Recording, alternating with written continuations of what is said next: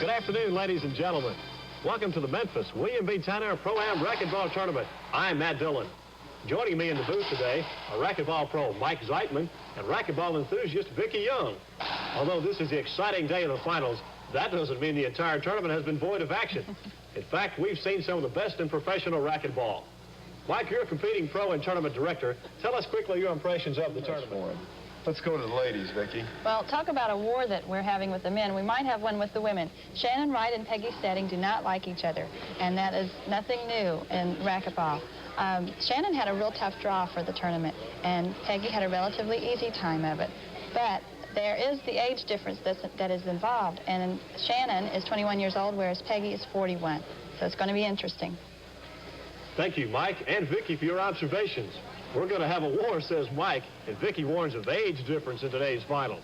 We're ready in the booth to join the courtside action of the women's finals. Shannon is from Fort Worth, Texas, and is the current national champion. She had to play 2 3-game matches against the number 2 and 3 seeds Janelle Marriott and Jennifer Harding to reach the finals. Now, she's a natural athlete, played tennis for 10 years, but has been in a slump since the '77 season started. Peggy's from Odessa, Texas, and has had to play Jan Pasternak and Sarah Green in 2 easy 2-game matches. Peggy is an avid tennis and softball player and has been a regular finalist since she came on the tour in 1972. Boy, this is going to be a tough cross-town, cross-state rivalry. Sure is. Jerry Halacher, 1976 pro singles champion, is our referee. Shannon's already down. She's concentrating. Bingo. Wham. Short serve, Vic. Yeah, she's got one more coming. Now, the ball's got to hit the front wall first and then pass between the second red line and the back wall, which it did. Right. She goes right to Peggy's backhand. Going to concentrate on that weakness. Now, Peggy readily admits that one of her weaknesses is her backhand. And Great pass right there, Vicki. Sorry to interrupt you. Shannon just rolled that out so pretty. Right across the court. It was only about 4 or 5 inches. She didn't even go for the winner. Easy pass. Right. Now, tally means the same as a point. And in racquetball, you can only win a point when you serve. Right. There's Shannon. She really gets down on the ball. Good shot. Oh, Peggy.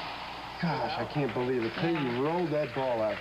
It's fantastic. If Peggy can just keep Shannon from getting into her head, we're going to have a great match. That's right. Peggy and Shannon are not the best of friends, and we all know that, it seems. Now, and that's one thing that Shannon will try to do. She'll try to get into Peggy's mind, and she'll taunt Peggy. And then that'll ruin Peggy's game. A little bit of concentration right there. Peggy with an unforced error. Shannon, not real sharp at this point, served another short ball. She'll have to come back with an easier second serve. What's interesting to note here, excuse me, Mike, is that Shannon and Peggy both improved their games by playing men in practice. Right. There's another unforced error by Peggy. She blows the forehand return. I think she's a little bit nervous. Yes, I can see why. These two girls from Texas have been bitter enemies ever since Shannon first took the crown away from Peggy. I think it's something like 100 and some odd matches straight. Peggy, another unforced error. Shannon is really monopolizing, hitting the shots to Peggy's backhand. What's also interesting is how Peggy is here. And she came from just about nowhere in Texas to compete in the national tournament in 1972, and she won her first match in the tournament. We've been watching the girls fight over center court. Charlie Brumfield, 5-time national champion, talks about center court. Good pass. Basically, your success in racquetball, be it on a professional or a novice level, is dependent upon the concept of positioning. In racquetball, just as in all other four-wall sports, center court, the concept of this amorphous area extending from perhaps the back service line to maybe 5 or 6 feet back and 1 step to either side, constitutes center court position.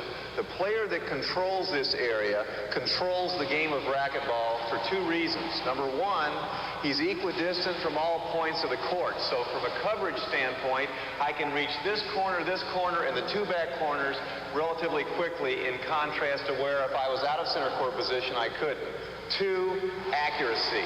I'll be more accurate hitting from 20 feet than I would be hitting from 40 feet. So the player, as long as he's of reasonably equal ability with his opponent, will win if he can control center court position. There they go. Now Peggy's going up and trying to control center court. There she does it. Shannon moves to center court, passes her beautifully. Great get. If she can just keep her out of her mind, but I don't see how they could go 3 games rallying that hard, Vicki. And there was no way Peggy could have returned that shot right there. Now, the girls are going to have to play the best 2 out of 3 games. And the first 2 are to 21, and then the iPro tiebreaker is to 15 points. Great action there. There's Peggy with center court. She just flips it a little bit and moves her body out of the way. Shannon with a real good backhand.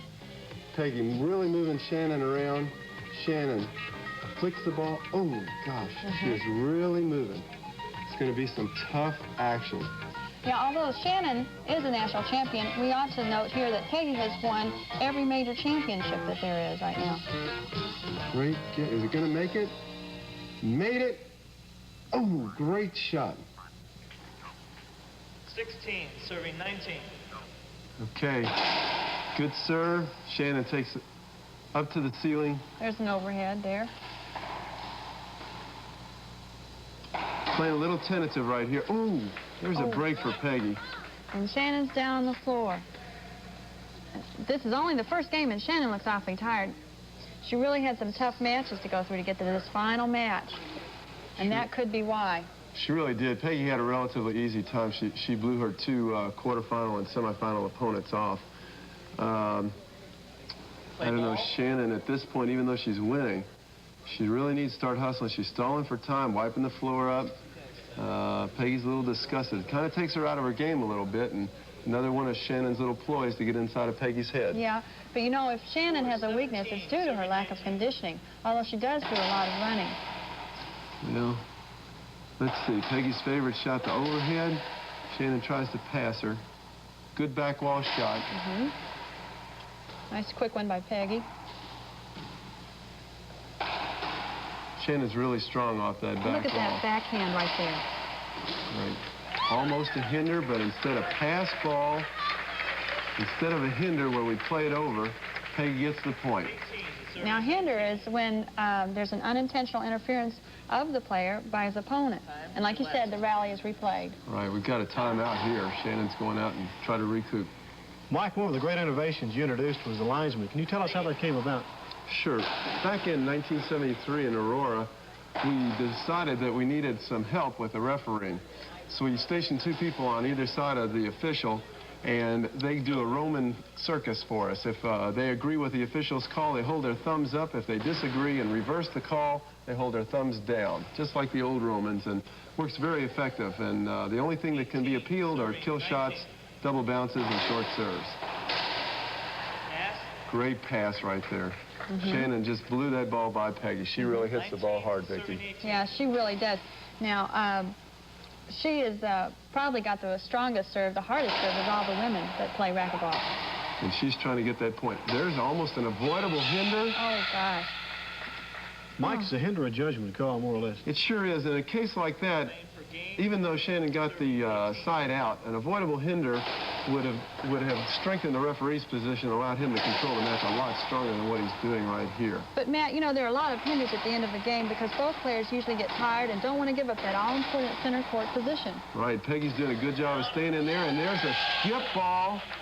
Skip ball hit the floor first, and Shannon gives up a side out on an unforced error.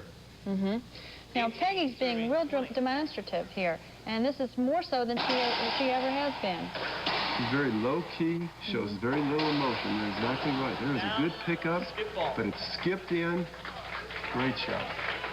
I think Peggy's showing a lot of emotion, though, compared to what she usually shows. She really is. There was a foot fault. The referee missed that one. You can't see everything. We've got 2 extra linesmen up front to help call short serves and foot faults. So her favorite shot, the overhead, another hinder. Yep, he called that one. Good call by the referee, and we'll play that one over. 19. Now we see Peggy here serving. Shannon takes 20. A real deep breath, and she's really getting ready. She's psyching herself up a little bit here. It's 19-20, and Peggy's coming back. Look at her scramble for that one. Scramble, but couldn't get it. The pass was just too good. Pass too good. Each player has 10 seconds to serve. They must stay between the 2 red lines where Shannon's standing now. This is very important, this point for Shannon. She needs to get by Peggy in 2 games. Oh, my goodness. Did you see that shot, Mike? That was great. Matt, what did you think about that one? Super shot, no question about it. She's really putting it to her now. We're going to see that one again. It just goes to show you that when you're grooved, you don't have to hit the ball hard. Where'd that ball go, Vicki? It's right along the belt line, and that's what I would call a belt liner, or even if you wanted to say a hip hugger. Great shot. I don't think she missed her by more than 3/4 of an inch. She's happy about it. I'm sure. I'm glad that Shannon had her stomach tucked in there. 1920, and Peggy knows that she's in a spot. She can win this game. Another good shot. Boy, that looked like 2 bounces. Shannon's in a center court position, too. Yeah, but too much. There's a hinder there. Could have been 2 bounces. Peggy appeals. Got the shot. The linesmen agree with the referee. Peggy points at Shannon's boyfriend. He calls it 2 bounces. Jerry Halacier says, I'm sorry, boyfriends don't Look at count. Peggy smiling there. Even at a critical point like this, Peggy's still got a smile on her face, and she's playing hard. She's really a good-natured person. She's a good sport, and she's trying real hard. Good shots. Side out. And Shannon will get the serve for game point again. 2019. I'll tell you, it's getting close right here, and Shannon knows that she's got to have this game. Yeah. While we're watching this, each person's allowed 3 30-second timeouts per game and 2 in the tiebreaker. Shannon sure doesn't want to go into that tiebreaker, No, I'll she tell doesn't. you. That's for sure. Staying up on the ceiling. They're trying to jockey for position. Back wall shot. She skipped it in. Oh, my goodness. Peggy is really excited about that. It's 1920. She knows if she gets 2 points here, she can possibly take the second and deciding game and just go through Shannon 2 straight. Short serve. It's appealed. She just checks real quick. The linesmen both agree with the referee. The call is upheld. Second serve. Peggy goes back. Stays to the ceiling. That's good, smart percentage racquetball. Shannon 2. Overshot head shot there. There it is. Back. Hinder ball. Again, Shannon's too tired to get out of the way. And you'll notice that Shannon stays in the deep court as much as she can, too, when she's not taking the center court position. But her deep court game is the best in women's racquetball. I think one of the reasons that she is back there so much is because she's too tired to get up front. Due to her conditioning, lack of conditioning again, too. Boy, Peggy had a plum there. She missed it, and Shannon gave her first Christmas gift. Unbelievable. Skipped the ball in. What a Christmas gift, huh? Exactly. Look at this. 20 all.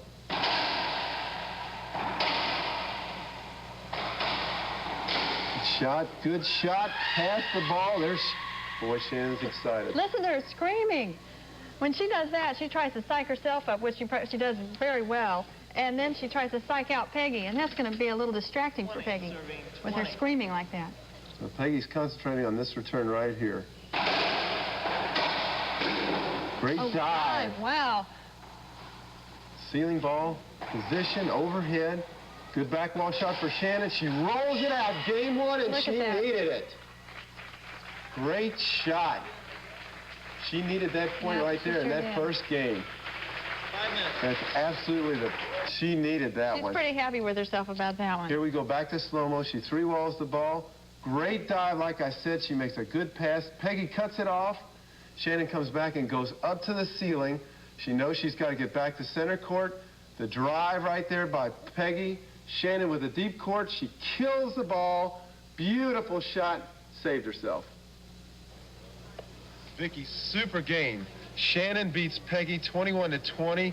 Peggy almost comes back and wins it except for that double bounce. What do you think happened? Well, I think that not only did she lose the rally, but she lost her concentration. And the weak return on the next service cost her the game. Let's see if Peggy can regain her concentration for game 2. Okay, let's go to game 2. Shannon will be serving 17-11. Okay. The score of the person serving is always announced first. So when you hear the score, the first score, that means that's the person that's serving. Boom, 17-11. There goes Shannon. Great pinch. Oh, my goodness, right in the corner over there. Look at those 3 fingers that Shannon just held up. Now, she's taunting Peggy right there, telling Peggy that there are 3 more points to go before Shannon's going to get her. Exactly, and baby, she wants these 3 points. Unbelievable. She's been able to come back as strong as she has. I think Peggy kind of went in the tank. I really believe Shannon got into her head. Well, Peggy's having some trouble because she's not keeping the ball down, and it's also coming back to the middle every time. And that's one of her problems. Good shot. Well, she didn't that time, and you're exactly right, Vicki. She rolled the ball off, but I think we're really missing. Shannon has hit some good shots, but she's just overpowering Peggy at this point. Peggy made a little mistake there. Well, Mike, this shows, as in racquetball, like other sports, psychologically, you've got to have your mind right to play. She does, and I think Shannon must have gone outside and straightened herself out, and Peggy, on the other hand, kind of has gone to pieces. They're still playing very, very hard, and if it goes 3 games, it's going to be something to see. There was a good save. Peggy loves to cut that ball off. It's a little defensive shot there by Shannon. And pick it up. Still playing really close. Shannon screams for the avoidable.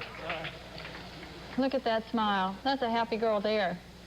Yeah, but that smile won't change the referee's decision. No. It's still a hinder. It sure isn't going to do Still that. a hinder. No matter how much they hope for that, huh? Exactly. We'll play it over. There's Peggy with a defensive shot. No, Another 2 bounces. defensive shot, 2 too. bounces. Peggy just doesn't seem to be moving. She's kind of standing around. Shannon's playing very well. She's hitting her shots. She's still very tired. Look at her amble up to the ball. Right. And Peggy's over there catching her breath, and she's been playing pretty non-aggressively just as of late, the last couple of points. Right. She's not playing aggressive at all. 18, She's got to play much more aggressive, or else she's going to be in big trouble the rest of the match. Yeah, that's for sure. Look at that. Good serve. Oh, man. Good serve. Yeah, for sure. Really. And Peggy just couldn't handle it with her backhand. 12, serving 18. Blew that one. Shannon couldn't handle it. Excuse me. Pardon me, that was an awful easy serve I saw with Peggy there. Both jockeying around for position. Yeah. Again, it's not like Peggy. She's usually a lot more aggressive. Shot. Good Serve out. shot. The play sort of slowed down right then. A few, a few 18, hits serving back. 12. And it looked like they were just good old friends hitting the ball back. A capacity crowd of over 450 is really enjoying this match from the Memphis State University PE complex. This is really some place to play. It's probably the finest facility of the more than 2,000 in the country. Point. It really is. The glass court here is outstanding. Shannon comes back into 19, serve. serving Peggy just 12. can't keep it together. She can get the serve. There she is taunting her again. Throws up the 2 fingers, showing her how many points. That would unnerve me, I think, if I were down there. She did that. Good rally here. Peggy's just not being aggressive. No. Oh, an unforced error. That's for sure. Another one. How many does that make it for Peggy? It's at least 4 in this game, and we're not seeing the Peggy Steding that's won 4 national championships. Serving for match. Shannon with a good drive. Again, Jerry Halisher calls another over, a hinder. They just can't seem to stay out of one another's way. And I believe that's probably because they're tired, right? I have to think it is. Both of them are showing definite signs of fatigue. Shannon with a real tough serve. Puts Peggy in the deep corner. Still jockeying. Peggy. Here's a favorite overhead. No, she doesn't take it. Shannon back up to the ceiling, trying to make Peggy make a mistake. Peggy thought it was past her. She goes up to cut the ball off. Good rally. We've got a great rally here. For sure. Shannon with a nice shot. Peggy with a good save. Real fine save there. There's another hinder. Another hinder right there. As the ball goes by Peggy, referee, in order For game and to match. keep the players from hurting one another, calls a hinder to hold play up. Play ball. Shannon Wright, defending national champion, 3rd year on the tour, and she won the championship, Mike, in her hometown of San Diego last year. Right. She calls a timeout here to try to psych Peggy and let her think about that 20-12 score. Actually, though, Matt, her hometown is in Fort Worth, like we mentioned earlier. Except now that she's out there in San Diego, that's the racquetball capital now. She's calling that her home. These 2 ladies right here are playing for $1,000, the largest purse ever offered for first prize in any tournament. Winner also gets a beautiful cup and gets to take home bragging rights for a whole year and owns the state of Texas. Got a little floor work here. We try to keep the floor as dry as possible because even the smallest amount of perspiration on the floor can cause a serious injury. Racquetball, we don't have that many injuries between players. It's mostly caused by carelessness their opponent's part. Here we go. It's 2012. Shannon's really hustling now. She knows she's got to win here, and she knows she wants to do it right now. Great pinch shot. Two-waller. Boy, there's a happy lady. There's one happy lady. Well, I'll reiterate that. For sure. The slow-mo again. She tries to put Peggy back in the back. Peggy with her favorite overhead. Shannon pinches the ball out. Look at that. Great shot. No question about it. She's number one here. Super match, Vicki. Shannon rolled over Peggy 21-12. I don't think Peggy got tired. I think she just lost her concentration. Well, four things defeated Peggy, I think. Shannon served well, she controlled center court, rolled her backhand, and played real aggressive racquetball. And the combination of all these four things, I think, just overwhelmed Peggy.